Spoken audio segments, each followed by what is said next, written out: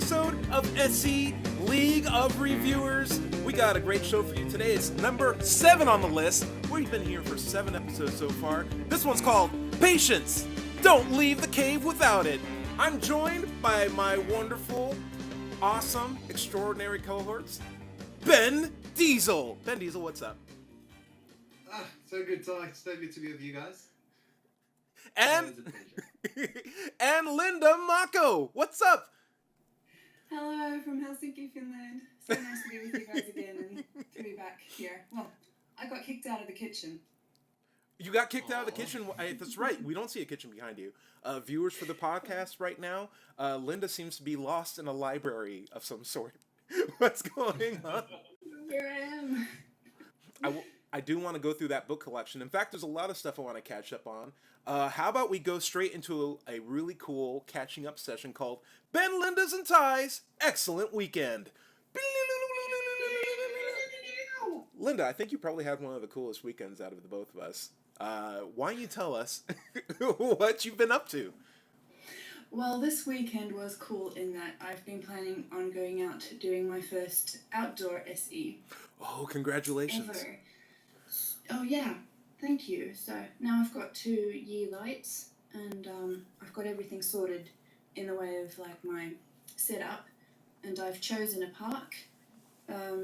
I still have to, I think, call the city to see if I can do it. Like if there are any issues with me setting up a table and doing something like that.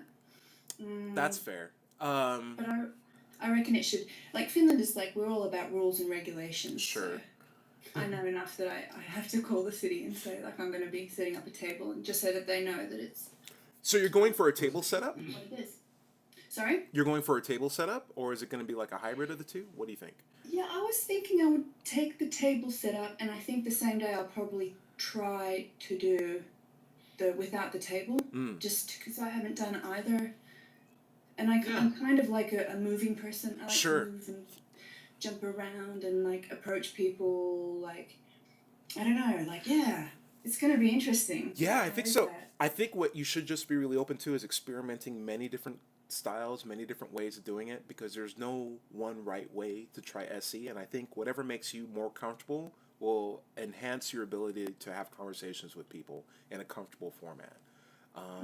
And that's so cool. Interesting, because on the one hand, I like the thing about sitting at the table and people come to me if they want to, like you've expressed that you're reading a book, and then they just come and sit if they feel like it. And I like that as an idea, but I just know myself that I get really so curious and so excited, and so I might do some jumping around and see how that works. Alan, who's also now started his own channel in Spain, he mentioned that he's had trouble to get people to actually agree to be filmed. And he's got a standing setup, and I thought about it, and I think that if he goes to a seated setup, he might find it easier to get people who are actually comfortable with being filmed because they come to you. Right. So they might feel more comfortable. By default, you're kind of selecting the people who are open to this kind of thing rather than walking up to them. I think for my setup, it's probably better that I'm walking around because it's much more difficult to get somebody to stop and show interest than it is to actually get them to agree to be filmed for whatever weird reason. I think there's potential for a hybrid setup where you have a camera on a stationary stand that's not on a table, but it's nearby you as you're standing up. And then you still do the stand-up approach, but you're filming it from the third perspective. It's not a camera that's on you anymore. And I think I'm really excited for the person who will eventually do it that way, because I saw some videos or some pictures of people talking about the setup hypothetically on the SE study group on Facebook.com, and I think it's a really cool potential for a hybrid stand-up, sit-down kind of style. Have you guys seen Jeff Ryman? He's actually using that setup. He's really more doing street preaching at the moment. He's interested in trying SE, and I'd love to see him get into some serious street epistemology. But yeah, it works very well. It's cool. Nice. It gives a good view of the conversation. I think it works very well. And like I said, Did I hear you correctly? He's a street preacher? Yeah. He joined the Street Epistemology study group. But the approach he has is he wants to teach people about the Bible. So he asks questions to understand what people believe. Specifically, he asks them, what do you think happens after we die? But it's not so much really trying to understand what they're doing. It seems to me that he's more interested in asking a question that leads the conversation in a specific way that allows him to preach a bit. Mm. So, yeah, I've been engaging with him to see if I can convince him to tweak his approach a bit. So I'm hopeful. It'll be very cool. Keep it up. And I do strongly believe that anybody could do SE regardless of what their mindset or their level of belief is. It's a method that can work well for everybody. And through the process of doing better SE, I think it's good for whatever mind state you're in as well. But we haven't gone around the table yet. Ben, how was your weekend? I think we had the same weekend. We talked about this before. But Ben, how was your excellent weekend? I had a very cool weekend and also a very boring weekend, which is also sometimes a good thing. I went and did some SE. Okay. I set up a questionnaire. Yeah. I tried it out this weekend.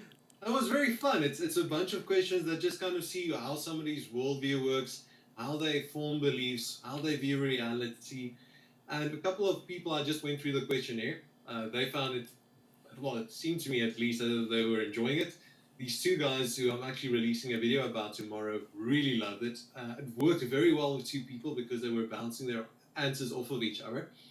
And yeah, for the rest of the weekend, I decided to spend some quality time with my wife, which at this point in our lives means playing World of Warcraft. Boo!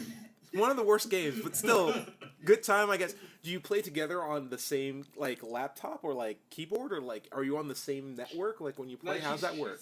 We've got a little computer room where I'm sitting right now. She's actually right next to me. Uh-huh. Yeah. So on separate computers, but in the same world, basically. Yeah. Not bad. I was, so, for my excellent weekend, I got into a thing where I'm trying to play some of the old school games that I never had the chance to play while I was growing up. And I'm playing Paper Mario and the Thousand Year Door.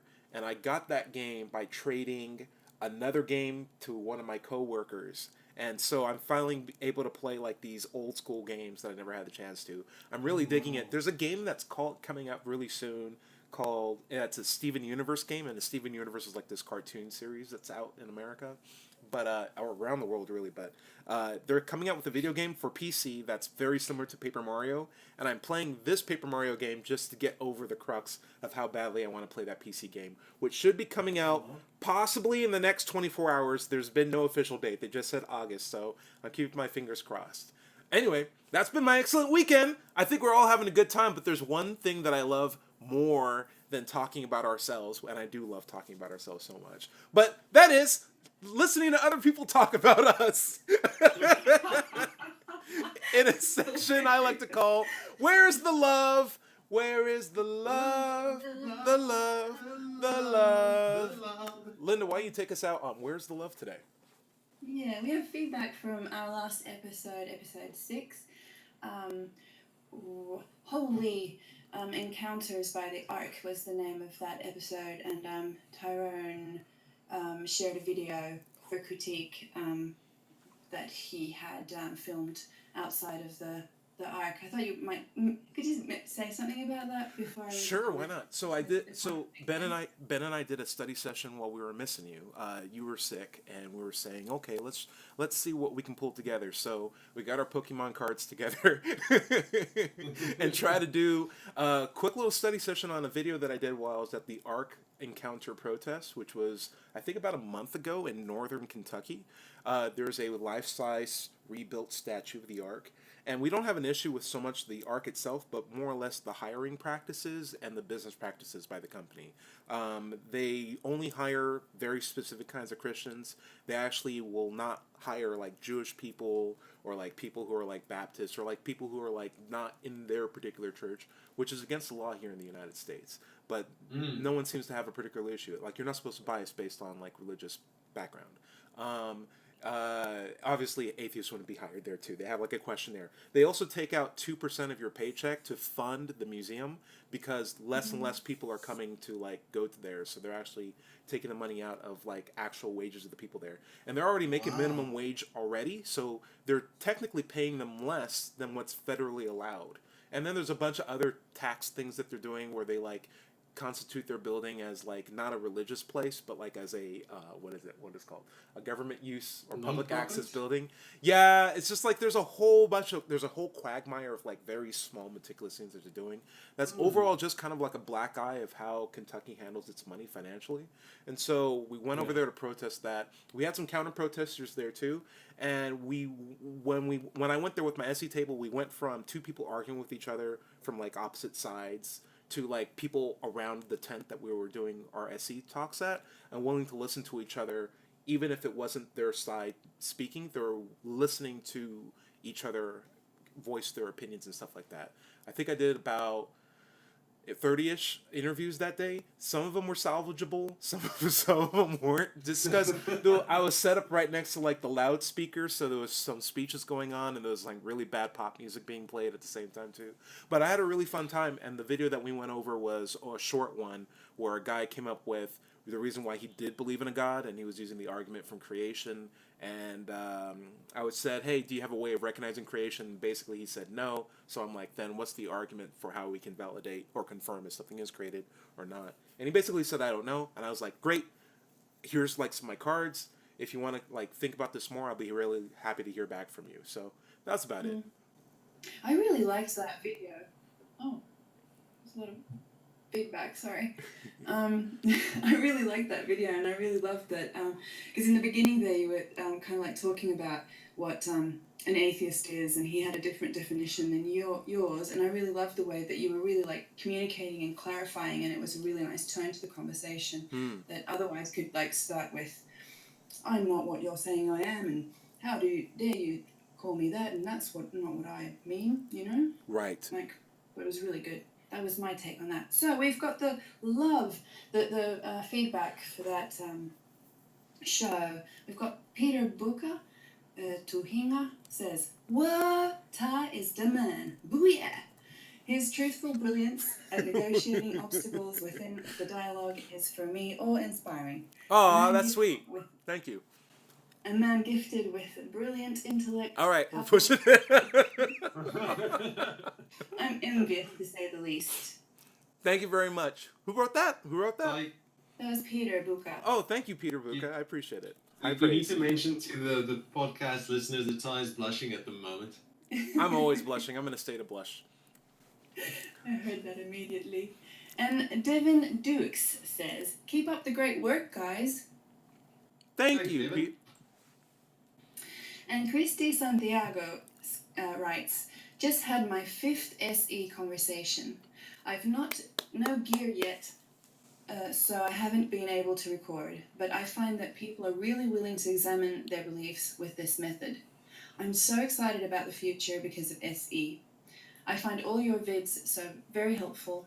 Keep up this wonderful way of changing the world, one conversation at a time." Wonderful. I love that. Thanks, Christy. And we're so proud of you for going out and having chats with people. That's awesome. Thank you so much for doing that. You're such a courageous person.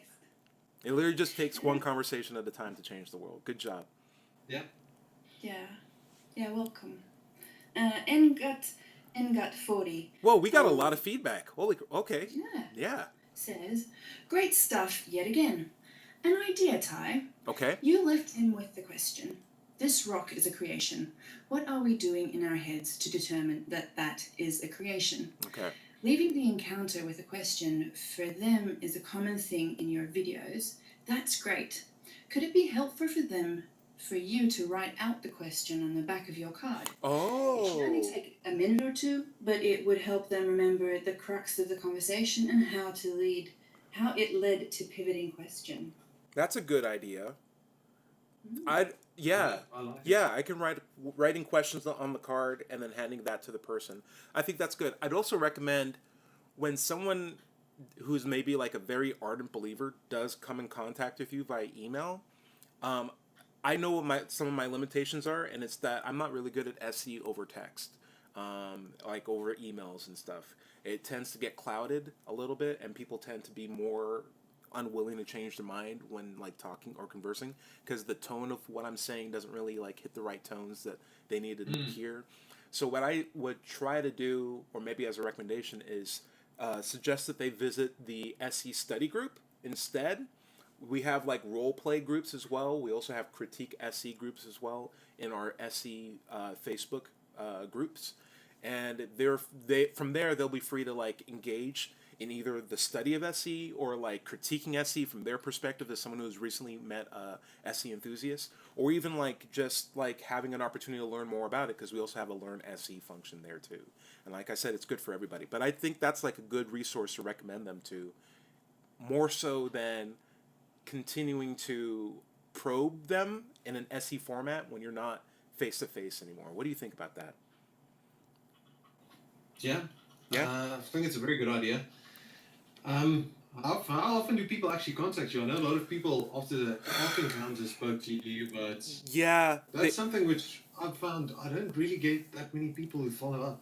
I got some follow-ups, but they haven't really been productive. I was trying to it's harder when when the text is there and they're saying, I think it's this, and then I have a record of what they said. I'm like, do you know everything else says not that? And they're like, no, it does. And I'm like, here's the links to show it. And they're like, well, here's my links. And I'm like, those links also agree with mine. And here's like photo screen copies of it. Like, why are we still having this discussion? It's like, well, none of that matters. Let me talk about the other thing. I'm like, I don't know if I can have a really good conversation with you anymore. So I think so those conversations went very evidence-based, like as in, yeah, let me put my stuff on the table, you put your stuff on the table, that type of approach. yeah, and I'm not really down with that. I don't think I can work with that very well. So Yeah. I think it would be best to just transfer them to the study group. There might be people there who have their skill sets based on text-based approaches, or who would be willing to answer their questions in a more 24/7 kind of like fashion. And it would also be good to get other perspectives as well, because if they just hear from me, then it just becomes my point of view versus theirs. It might take a community approach. And it's good to have good communities, and I think the SE Facebook group is a great community to suggest and lead them to. Anyway, Yeah, I'm a bit slow with my response to that, but yeah, I think it's perfectly fair and fine to direct people to the Facebook page. Yeah. It gives people to interact with, and then I think it's really good that we listen to ourselves also, like how much SE we can do, and if we're overloaded, that sure. we respectfully decline to engage. And we'll put a link to the SE Facebook groups in the description of this video for anyone who wants to check that out. Yes. For the preview of today's shows, we're going to go over one of Ben's videos. He talked with an awesome lady named Jenny. I swear everyone from South Africa is like a model of some sort, straight out of a Gap magazine. But I'm really excited to see the brief glimpse of Ben's face in this video too. But before my nose. right, but before we go, before we get into the video, let's go over today's bit. Just letting you guys know, the scores from episode 5, just because we were having some issues with some of the audio, will just be reset. So everyone's back at 1. We'll keep it easy to track. There's no stinker card in play. Everyone's playing from the same level, same score. And the bit today is colors. And the way how the game goes is we try to sneak in colors into the talk. The person who does it the most without getting caught gets the most points, and at the end wins the show. If you get caught, though, if someone calls you out, they get your point. And so the whole thing is just try to sneak in colors into the conversation. And game helps because it helps to exercise really good listening skills. All right, so everyone cool with that? Colors? Cool. We're going to lock the vote. Okay. I didn't stretch before I did that. My arm's all messed up. Okay, Ben, it's all your show. Cool. So yeah, just a bit of an intro to what we talked about, and so Jenny was my first talk of the day. It was about 5 weeks ago that I spoke to her. It was a very interesting talk for me because she's a Catholic, and Catholicism is really kind of a minority in South Africa. We're similar to America, where most people here are Protestant because we were fleeing from Europe and its terrible Inquisition and all that. And it was a very nice talk. The one thing that I was worried about at the end of the talk is I felt that she didn't really enjoy it. So that's why I thought this might be a good clip to get your guys' feedback on, to see where I might have gone wrong and kind of lost her in the talk. Cool. So yeah, let's jump into it. All right, starting now. check this camera has been being a bit finicky. Cool. We got to see Ben's face, by the way. Just popping that out. That was just a rare moment. So great. My name is Ben. I'm Jenny. Jenny. Yeah. Very nice to meet you, Jenny. Would you mind if we just maybe stand over here? Just want to try not to catch too much of the traffic noise. That's J-E-I-E. Yeah. Cool. Awesome. Were you writing now? I'm gonna write it off just. Oh, okay. Yeah. Sure. Still a long time. How's it been going? Good, actually. It's been Okay. really good. Awesome. What are you studying? Yeah. BSc biology. Very cool. No. Not? It's so much work. It's fun, but yeah. Okay, is it something you're very interested in? I'm still adapting to everything. Okay. Yeah. Yeah, no, it can be very stressful. Yeah. So. Okay. But it's fine. Awesome. So, what belief would you like to talk about? Like, well, I am Catholic Christian. Okay. So. Okay, cool. Catholic Christian. I'd like to get it to kind of a truth claim. Yeah. Something about reality. So, what would be a fair summation of a truth claim in Catholic Christianity? Oh, geez, I'm not sure actually. Like. An easy one might be God exists. Well, Prayer works. Yeah, God exists. And Okay. I know like most Catholic churches has this, we pray through saints. Mhm. With ours, I don't think like the priest is really that into it. Like, Okay. Like really, it's like basically it's like asking. He explained it like you can just as well ask like your friend or whatever to pray for you as well as the Okay. saint. Okay. So yeah, that idea, people really have that wrong usually. So, but yeah. Okay, no. cool. That's very interesting. Yeah, God exists. Cool. So the Christian God exists. Yeah. Awesome.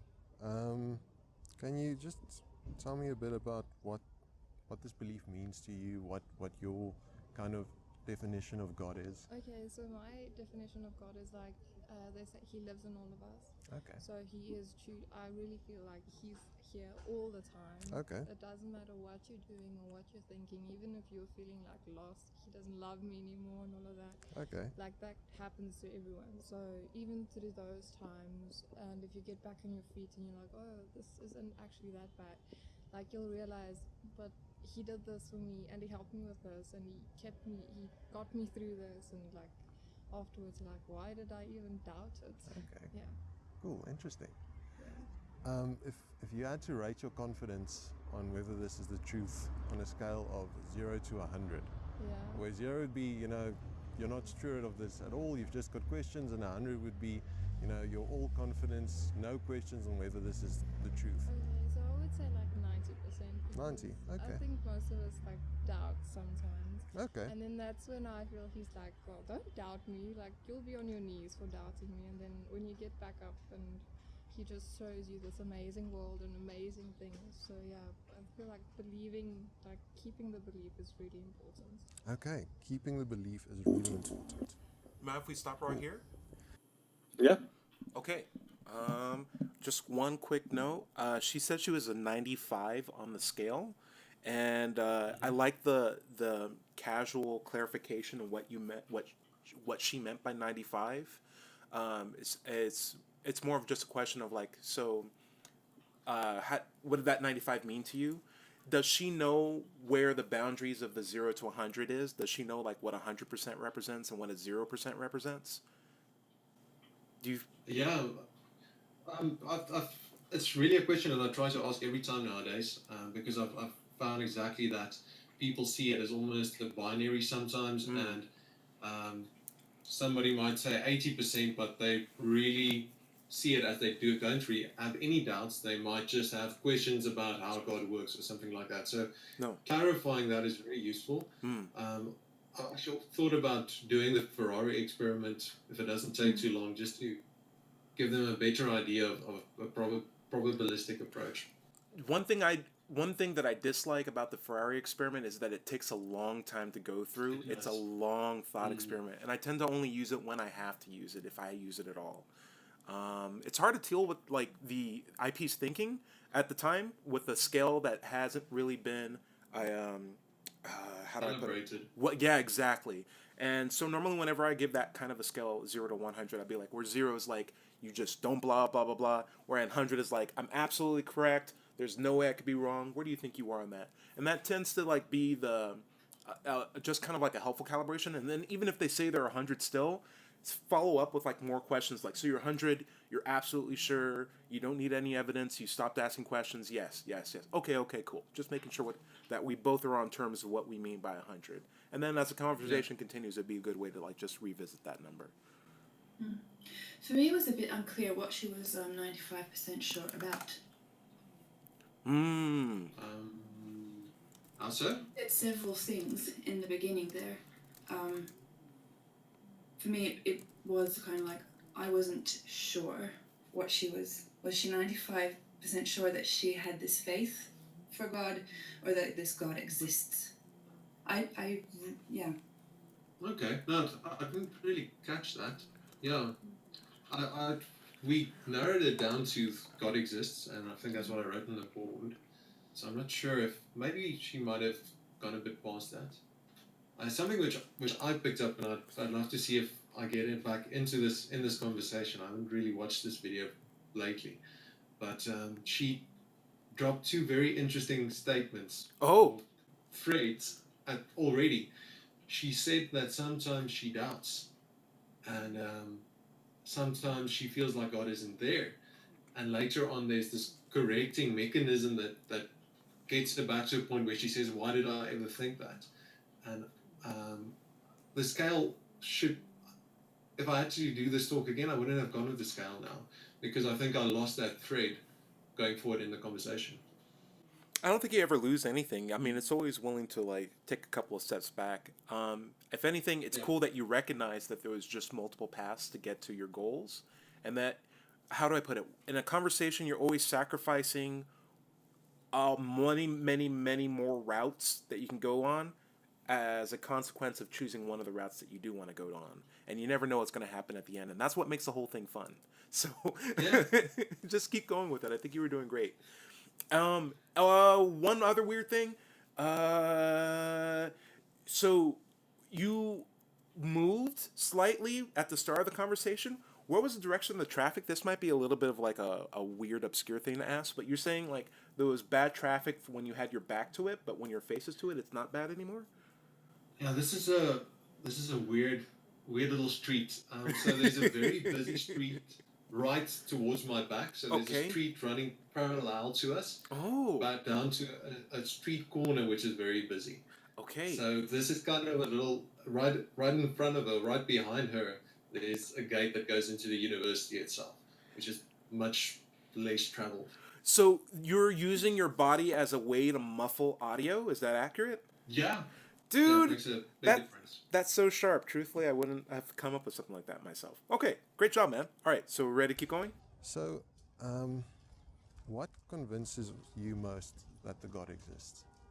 Well, I've experienced, I wouldn't call it a miracle, but times you can actually realize, wow, he actually saved me there, and he actually looked after me. Or like, let's say I was crossing the road, and just right after I crossed the road, someone's in an accident. Like, he protected me from that. It could have been me. Like, situations where you're like, wow, it just happened a split second after I got out of the way. Yeah. Like, that definitely is, to me, like, I'm protected. Okay.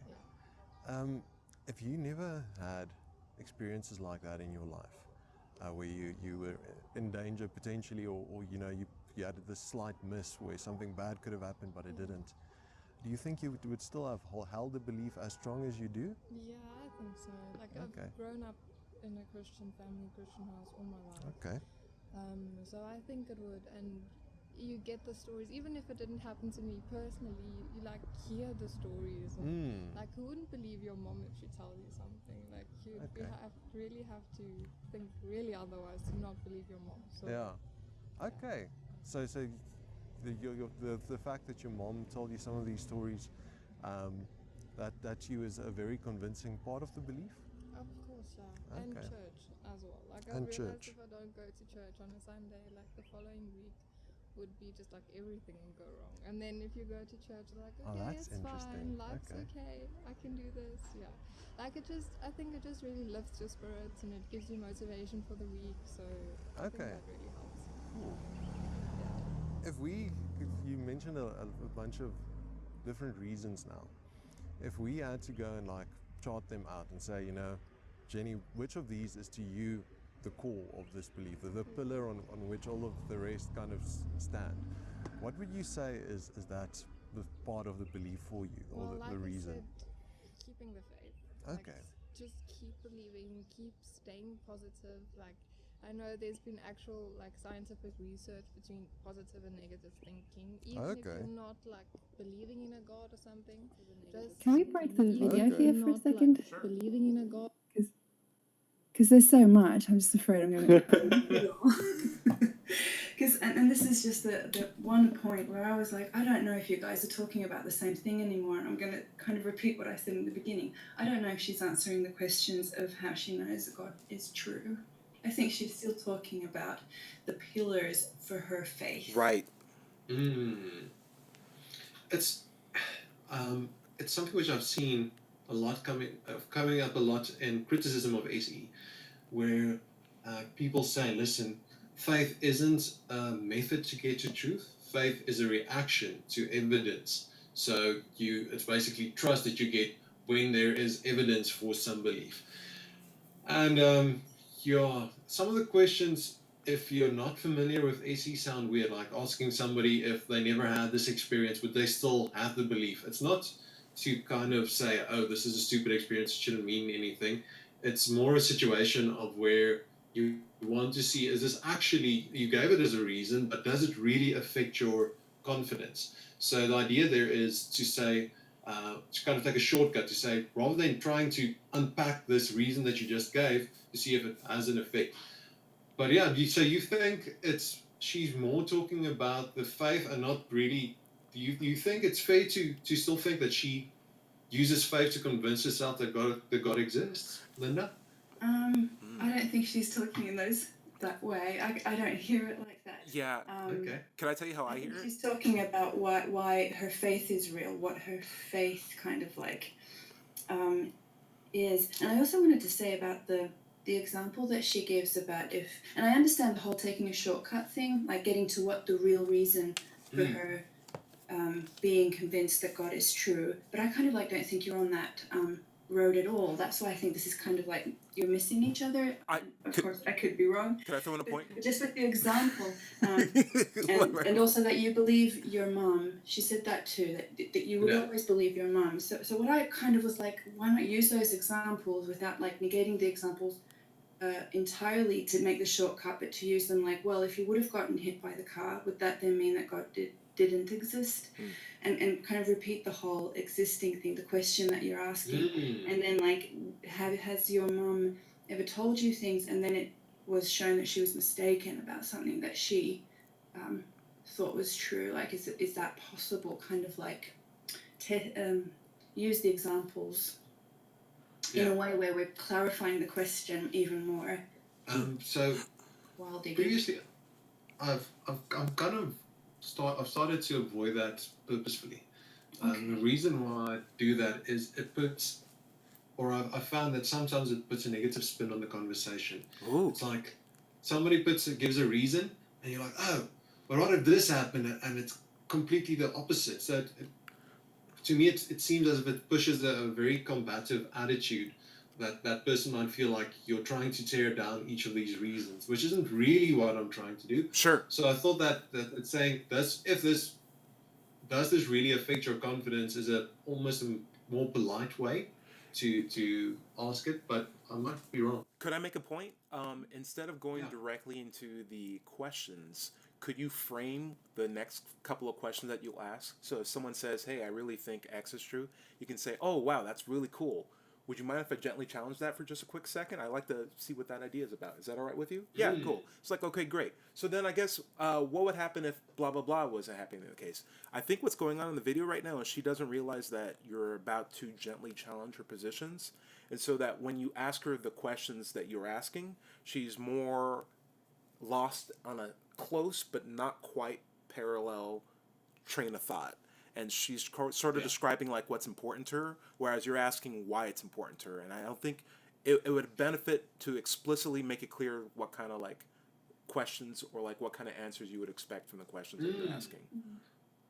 That's actually something I've also started doing, is to specifically, when I ask somebody if they want to talk to me, say, listen, I'm not just going to ask you what you believe and why you believe it. I'm also going to challenge what you believe, just to frame the conversation a bit better, because I think you're exactly right. Or you can even... She sees this as an opportunity to talk about her beliefs, not so much reflect on them. And you could also say... Oh, go for it, Linda. So wondering, are you intentionally avoiding the word true in this also? Because I feel like I keep on going like, oh, why doesn't Ben just say like, how does the thing that the faith gives you is positive and gives you motivation, how does that relate to it being true or not? No. The whole that we're looking for... Yeah, I don't think reasons you believe I this. avoided the word true now. Yeah. Okay. Good point. And then a more casual way of saying, can I gently challenge, could just be, I'd really like to find out more about that. Would you mind if I ask some questions that just like try to like understand how that works? Cool. Awesome. So what do you mean when you say blah, blah, blah? And then you can start that whole train of thought progress, SE style. And I think that leads you to some interesting places too. Anyway, I think you're handling it really well. Her body language is really open. Do you want to get back to the video and see what more we can progress? Sure. Okay, cool. The positive thinking part of it really influences you and how your day works out. Like, it's hard to be positive, but it works. It really does. It's hard to be positive. Yeah. I mean, Especially have in you your seen first the year. world? Okay. Yeah. Okay. So faith is a very interesting word to me, Yeah. because to different people it might have different meanings. Yeah. So what would you say is your definition of faith? Keep believing. Okay. Just keep trusting in God. Just trust that even if this doesn't feel like this is going to be this should be happening, just trust that He has got a plan. This is happening for a reason. Just keep trusting Him. Okay. Yeah. So would it be fair to kind of call it trust? Yeah. Okay. Yeah. Trust. Okay. Cool. This trust is a mechanism which you use to conclude, to hold that high confidence as the belief. Is that right? Yeah. So how kind of does that work? Can somebody trust in something and it not be true? I suppose so. Like, take a person for instance. A lot of people go out and just trust in people, and they've got this so friendly and charming and all of that, but behind the scenes, like, they're stabbing you in the back or something. Okay. So that does happen, but like, I don't feel like that would be happening with God. Like, Okay. no. What convinces you that is not the case with God? That is not the case of God. Well, in the Bible it says He's a forgiving God. Okay. Like, He will punish you, but not because like, oh, I want to punish you, it's so fun. It's because you have to learn through experiences and realize, okay, this is what I'm here for, or this is what I have to do with my life, or this is why I exist. Yeah. Okay, so the Bible paints God in a picture, or in a way where you can't see that He would be that person who doesn't deserve the trust necessarily. And it also, I think it depends on how you as a person interpret the Bible. There are so many different interpretations. Like, I feel like it depends on from person to person. Okay. Your interpretation of this, that kind of gets you to the point where you say, cool, I can trust in God. How did you come to that interpretation? Well, as I said, I've experienced it. Okay. Like, I know He saved me, and I know He's protected me. Like, I think without God, I wouldn't be able to study because we don't have the finances to study. Oh, and shame, just I'm so sorry right to hear that. before I got like accepted and whatever, my mom inherited enough money to sustain me for 2 years. Okay. So I was like, okay, wow, this is cool. I'm supposed to be here. Like, I have to work hard. I have to be doing this. Okay. So the personal experience, for example, and thank you for sharing that. It's very nice. I'm really glad you can be here, and it's awesome. Yeah, it's good. So many people don't have that. Yeah, and I'm actually helping the lady who works for us helping her daughter out as well to go to university, and it's just, yeah, it's if you think about what that kind of the doors it opens up for you in life, it's amazing. You can really change your entire life by being here. And other people's lives. Absolutely. Yeah. So yeah, I think it's great. So yeah. Can I make a quick point? Yeah. I love that you took a break from the questioning just to like make some remarks that aren't necessarily related to like her faith. Just like have a moment to just take a breath. It really helps out, and I can see some really great positive body language on our part from just the aspect that you're having more of a conversation and less of an interrogation. Like she's really responding well to that, and I think it's really important for other people who are like going out there and doing SC.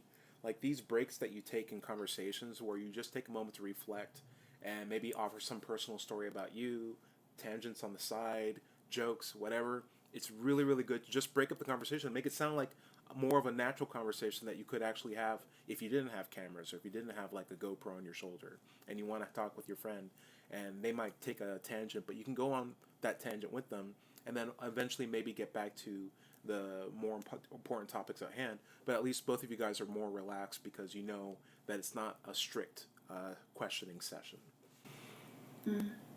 I also like the break, and I actually would have, my feedback here would have been from the beginning to this point to have more of the breaks and more of the repeating what she's saying so that she feels heard, and maybe with more of that, you did do some, but with more of that, maybe some of the confusion that I think is the problem with this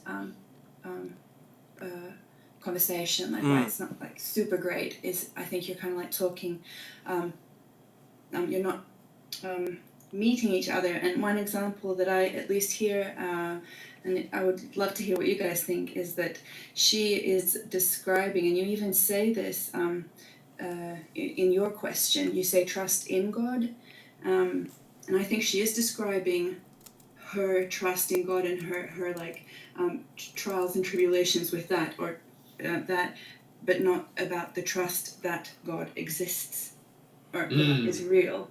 That how you use trust to conclude that God is real or exists. She's still talking about how she can trust God. Is God trustworthy or not? And not is trust a trustworthy or reliable method to conclude that something exists. Exactly. I think the question is how do you transition from where you're at right now to asking how faith is a reliable way to come to a true conclusion, and like taking these reprieves in the conversations are also a good chance for you to think about like, where am I at this conversation? Where's my goal? How can I get there? Okay, let's try this again from now that we've taken a couple steps back. Let's see if we can make a more optimized line of reasoning to the thing that I'm trying to show to my interview partner. Yeah.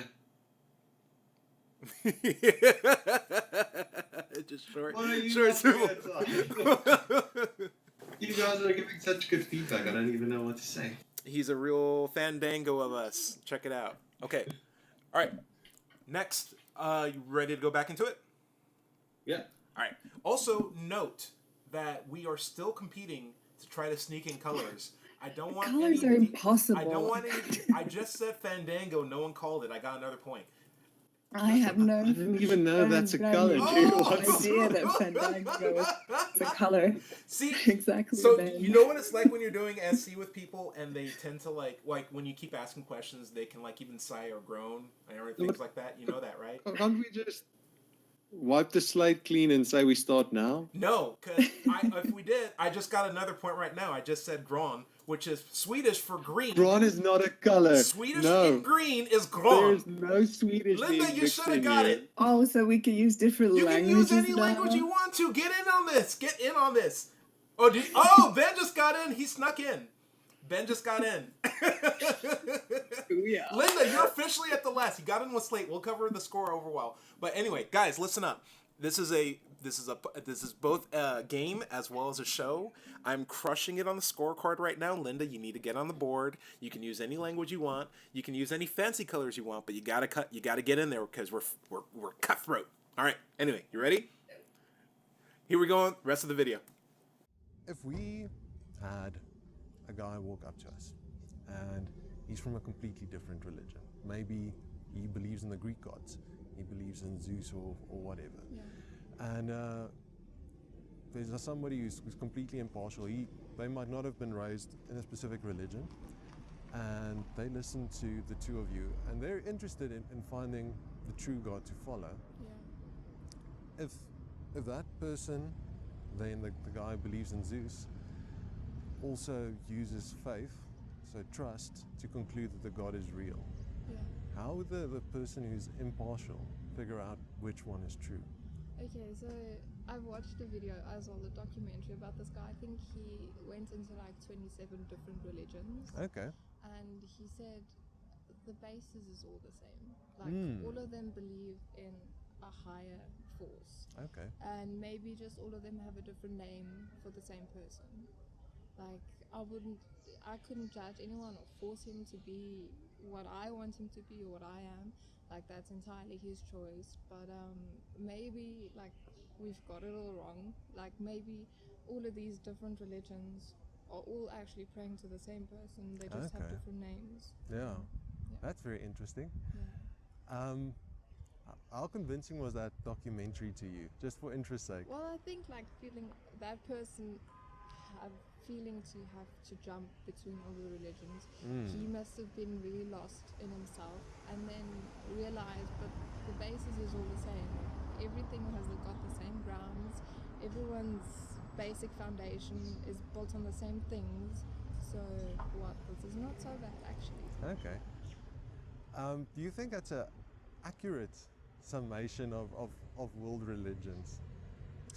No, like there are many, there are people who like just don't believe in God, like that's nonsense, just don't even talk to me about it, and people who think that the devil is their God, and like stuff like that happens. So not all religions, and I definitely feel like religions praying to things, like an actual thing that's on earth, Okay. I don't think that could come to the same principle. Okay. Because in the Bible it says as well, you shouldn't pray to any other gods, and that includes people, money, lust, all of that. Like Yeah. people make religions out of that without realizing it. Yeah. Okay. That's so to you, it's possible that might actually be true, that there's this one God, and that you might have a specific interpretation of him which might not be that accurate. Yeah. Okay. Yeah. Look, we wouldn't know. Like, how do you know for sure? That is the question. Yeah. How would you go about trying to find out? You just wait. Okay. You just wait and keep trusting. Like that's. What do you mean with you just wait? You just wait and see. Like you're not gonna realize it while you're still on Earth. Like no one's gonna figure that out. Okay. Unless God actually comes to you and says, "Listen, this is me. This is who I am," and then comes the doubt and what if this is a false prophet? Because there's been so many of those. So while we're still on Earth, there's, if I hear you correctly, while we're still on Earth, there's not really a way. I wouldn't think so, no. Because I think like just live the best life you can be. You can live. Don't like lie and steal and do things that in other people's eyes are also inhumane. Like just be honest, be a good person, help people. I feel like even if you don't believe in God and heaven is where you're gonna go, then if you've been a good person throughout your life, like he would still be like, well, you haven't done anything really wrong, so I might be wrong, but to me, a lot of the religions seem to not be exactly on the same page. Yeah. In terms of that there are other factors which come in rather than just good deeds, which will lead to you being rewarded. So do you think it's important to try and find the truth about these God claims? Well, I would think so. Like, I think it would make the religion easier. Yeah, definitely. If we can't figure it out there's no way for us to figure it out before we're dead. Can we ever say that we're justified to have a high confidence? Yeah, I would think so. Okay. Like, for me, being a person who's experienced it, I definitely have a high confidence in God. So Okay. So the experience justifies the high confidence. yeah, And if we go back to the guy who believes in Zeus, yeah, and I mean he prays and he sees these things happen in his life, which really just makes him conclude, you know, my personal experience is this is real, this is working for me. yeah. Could he also be at 90% in this belief based on that? Yeah, as I say, it depends on person to person. Okay. We cannot force anyone to follow any kind of religion, or if it works Absolutely. for him, it works for him. And Just I'm one of those don't guys. be a bad person. That's all I'm saying. Just don't be a bad person. I completely agree with you. It's to me, it's everybody everybody has the right to believe in exactly what they want to, and I feel so strongly about that. You know, I'll fight for it. Yeah. I wrote down so much. Because I still think you're kind of like talking past each other. And I thought that maybe, like I kept on feeling like, just say it, Ben, just repeat the real question. Like, say it, like, if we cannot know if God is real, instead of, if we cannot, you know, what was it? If we don't know if we have the right interpretation and things like that. I was thinking that you guys were now talking about who's got the right interpretation. Well, she's saying that everybody's got different interpretations, but it's still the same thing. She's still saying that it's the one same God, but then I think you're starting to question again the interpretation. Yeah, it's something which I also found very annoying. It's almost like I didn't want to immediately go for there is no God. Of course you wouldn't My do that. approach was more like let somebody just question whether they found the truth about their God. It's almost like this grade of not incredulity but grade of doubt. So first maybe just doubt that you've got the true actual God. Then you can start looking deeper into whether the God exists. So yeah, I don't think that's a very good approach. Could I make one quick? Like, what's the difference? What variety it has? If we're trying to determine if something is real or not, exists or not, true or not. Can I make one? The variety isn't like That type? Sure. I would say the point that I would make is there's a I would say everything up until the last 2 minutes of video that we had seen. So like for the first 15 minutes, when you ask her a question and you direct it to her, she appeals to the general state. So you ask her like, how do you know? And she'll be like, well, most people just have to wait, or you just need to wait. But like you're asking her specifically, how does she know, right? And the reason why she knows is because of her personal experience. And it took about 15 minutes for you to get to that proof that she has. But every other time you asked her that question, she would appeal to something in the general sense, or what other people tend to value, or what faith is important in the general sense, but not specifically to her. And I think if two things to help with that, if you frame that the conversation is about specifically how she came to that conclusion, you'd be able to get the personal experience a lot faster, because you did ask that question.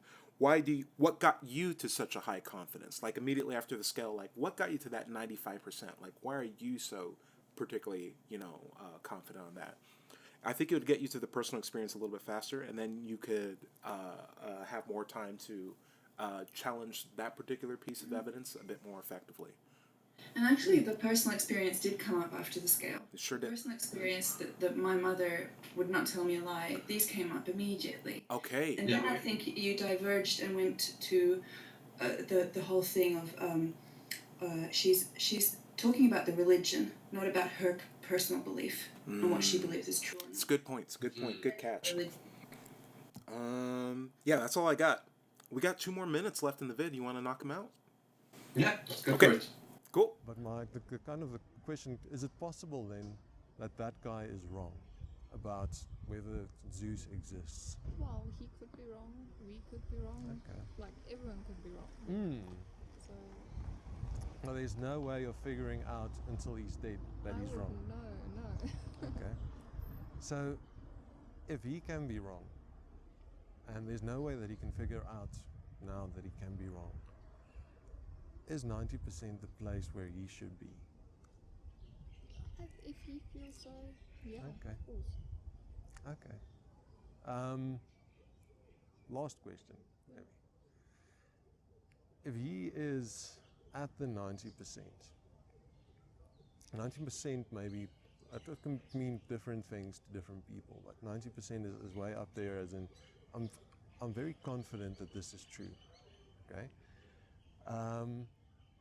Can that 90% make him kind of overlook things which are counter to this belief which he has arrived at? It depends on how open-minded he is, Okay. I think. It all depends on the person. Like, some people are like, just got eye claps on and don't want to hear anything else. Yeah. It just depends on how open-minded he is and what he's willing to take in, and like, he has to decide for himself, okay, what's happening. Okay. And those personal experiences that he has are going to probably be very formative in that process. Yeah. Okay, cool, Jenny. Thanks. That was a very cool conversation. Thanks. What did you think about the conversation? Oh, well, it was interesting. It was Okay. fun, yeah. Cool. Awesome. Let me give you a card. So if you'd ever like to chat again, I'd be more than happy to. Thanks. There's my email address at the front. Thank you. Yeah. Thank you. Enjoy Cool. the day. You too. Thanks. Bye, Jenny. Okay, that's the video. Glad I think you ended it on a nice note. I think it's super Yeah. You positive. said that you didn't think that the feeling was good at the end. I got so that impression was really from how I felt ending that conversation. To me, it seemed as if she was closing up towards the end. It happened at about what was the timestamp? 15:35, when she started to admit that everything could be wrong, anyone could be wrong. I could start to see the realization in her face, but it's not you who made her say that. It's her realizing, oh, if everyone could be wrong, that also includes me too. I'm gonna have to think about that. So it's not a bad sign of recognition, or it's not a bad recognition on her part. It's just that maybe the questionings that you got her to ask herself began to be uncomfortable for her, and that's at least a good sign that she has those questions now. You know? Yeah. Yeah. Do you think, looking back on it now, I wish I had framed that last question instead of going to the guy who believes in Zeus, to ask her, if there isn't a way that you can figure, or can this 90% stop you from looking at evidence which might be contrary, to have made it more specific to her than going to the third party?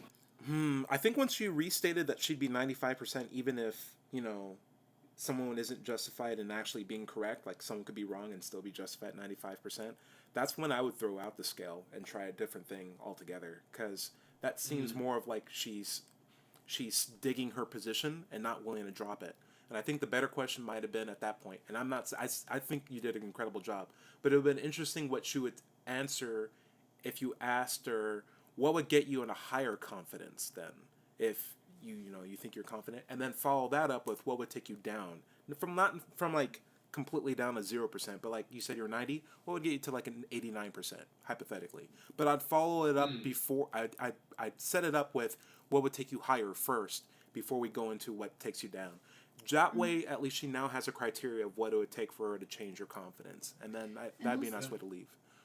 And I'm suspecting that could have also clarified some of the miscommunication that I'm suspecting happened here. I think she would have answered something like, well, if she would be stronger, if her faith would be stronger, she could get to the 100. I'm still thinking she at the end is like, the reason she's justified is because everybody is justified to believe whatever they want to. You're still talking about that thing, and not, are we justified to believe that things are true if we don't have reliable methods for determining that they are true. I think we have... Oh, go for it. One more thing. It's really a language barrier, I think, as well.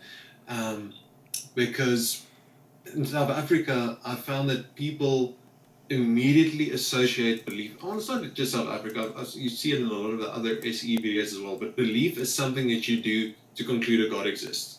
People don't see as beliefs as a way that they view the world in general.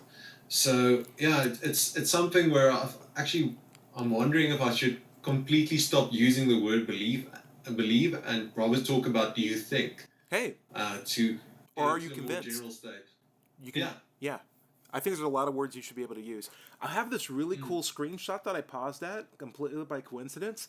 I think it's kind of a cool thing that a lot of people don't normally get to see. It's the board that an SEer uses to keep notes on. Can you see the screen right now? Yeah.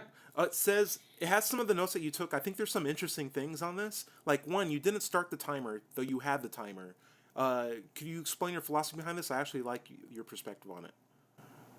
So what I found with the timer is, having the timer is very cool, because if somebody says they don't have that much time, you can ask them, cool, let's maybe put a timer for 5 minutes.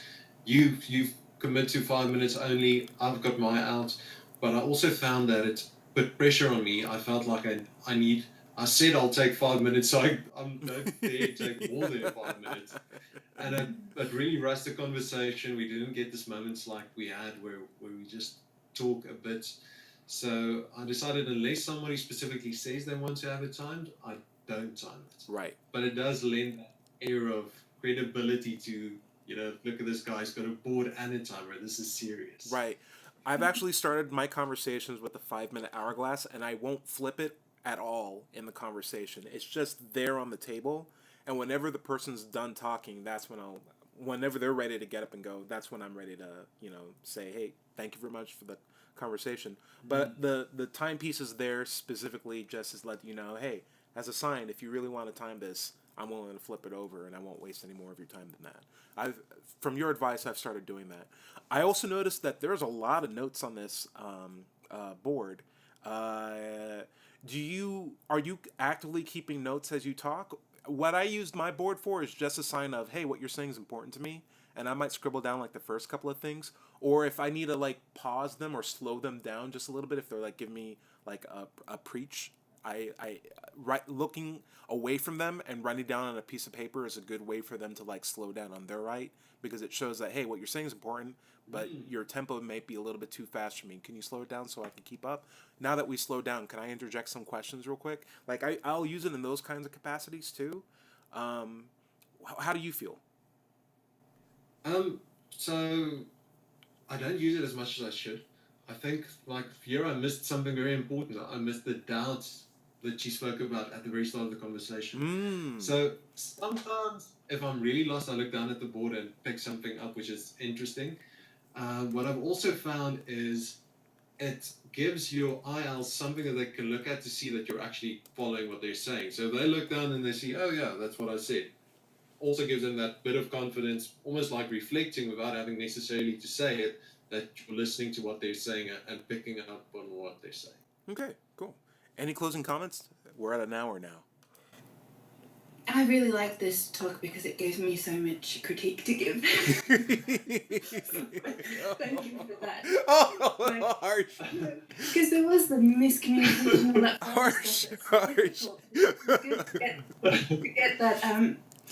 To get that example, so that because I felt like I could really get into it, and I was like, oh yeah, that's what I would do, and that's what I would do, and it's good to have examples where you get to think a lot yourself. And I think my takeaway would be sometimes it's very, very subtle, but you could talk past each other even in an SE conversation.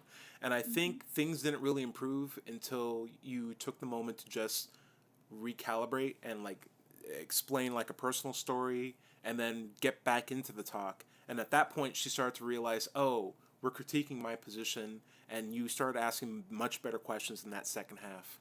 And I think, you shouldn't rush yourself. It's definitely, you may not be able to get a conversation like this in 5 minutes. So it's good that you took the time. I think you still asked her the quick questions. That's the change in the body language. And maybe if you had more time, you'd be able to like help her get over that uncomfortableness of it.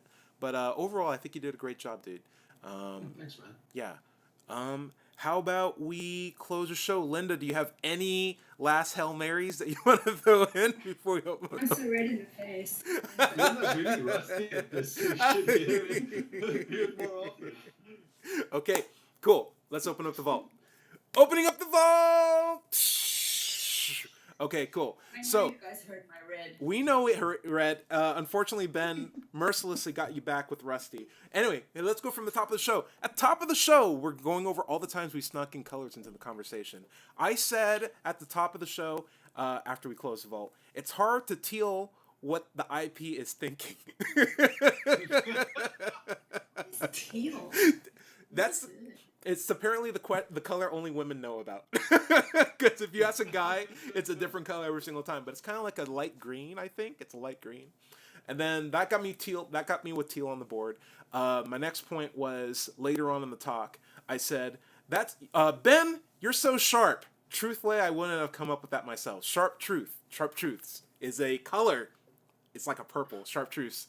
I'm trying to break up complicated things into like two different sentences so you guys won't catch it. But I got a point there. Sharp truths and teal. And then I just straight up threw out Fandango. No one called that. I guess you guys didn't know that was a color. It's also a shade of purple. And I said, I think I said, Ben, you got a lot of Fandangos, and no one called me on it. I'm calling it. And I also threw out groan, as in like people like to sigh and groan. Groan. This is very dangerous. Now listen. You want to go? Neither of you know. Hey, you can throw out those words. If you can. Language, but we write it with the dots on the O. And I pronounce it the way you say it. Groan.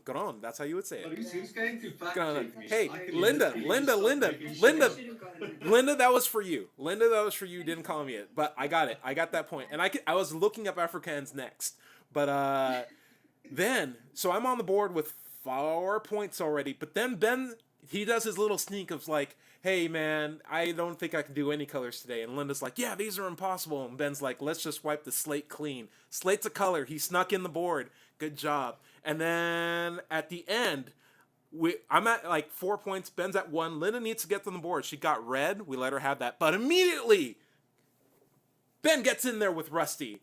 And that's the final score. With Ben, tie with 4 points. Ben with 2. Linda with 1. That leaves Ty as the victor today for the Happy Humans. Woohoo! And it leaves what were the casual canines with 1 point still at this game. Casual canines. Bad. Casual canines. Ooh. And the Nordic Neckos at 1 point still. Yay! Meow. But next episode, Linda, you will get the stinker card. So we'll do a quick little draft before we close by the end of today. You get to choose between plugging a video or having a shameless plug of yourself or getting the last word. I'll pick last word. Ben, what would you like to do? Shamelessly plug yourself or recommend a video?